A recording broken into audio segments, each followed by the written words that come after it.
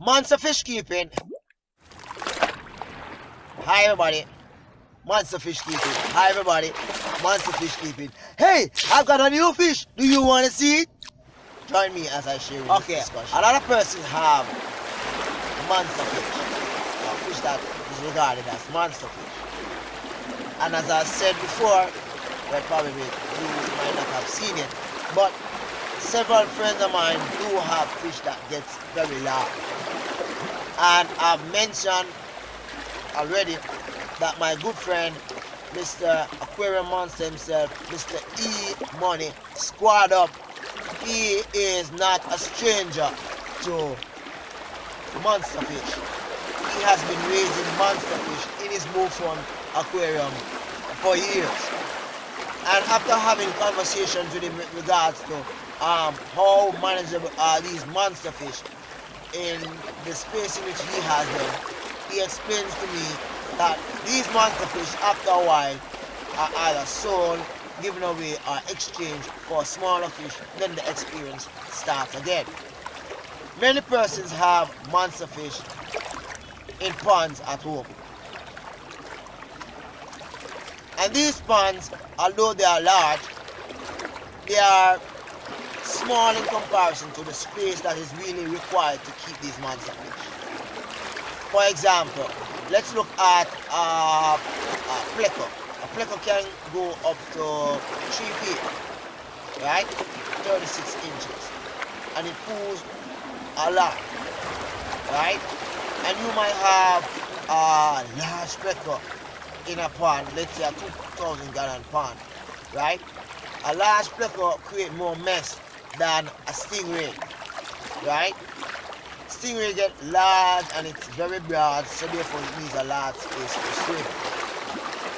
A lot of persons have large fish but are unable to house that fish properly. Whilst you might have the money to take care of it in regards to food, but the fish is stressed because the fish just doesn't have the space to swim around. The whole idea of having monster fish, to me personally, is to show that I have a monster fish. Not necessarily because you think that this monster fish is awesome and you want to keep it personal, right? Scott have some really large fish. And if you look at Scott from King and Queen Cichlids, you should look at his videos, right? You will see Scott cichlids very large, and you'll notice in some of his aquarium, the very large cichlids, one single fish is in one large aquarium by itself. So these large ponds that you have, that you say you have monster fish in it, some of these monster fish require like one fish per every 100 gallon water. And some persons have several monster fish in ponds, and they are not, taken care of properly. I realize that the whole idea of getting catfish is a commonality within a lot of monster fish keepers.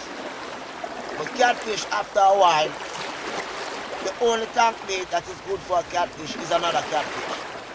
Because once that catfish can surmise that it can swallow your large Oscar, Jack Dempsey, or whatever fish that you have in that large pond, perhaps whatever, it's going to go after it. Because the catfish, that's it. It's a hunter.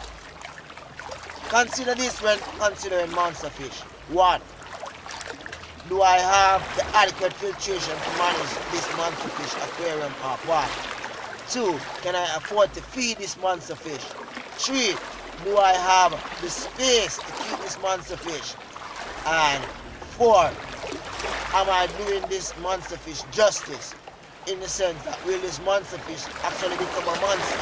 Because as you all know, fish get stunted if they are not in the correct space. Thank you very much for watching. Have an awesome day. Rally here as usual. Peace!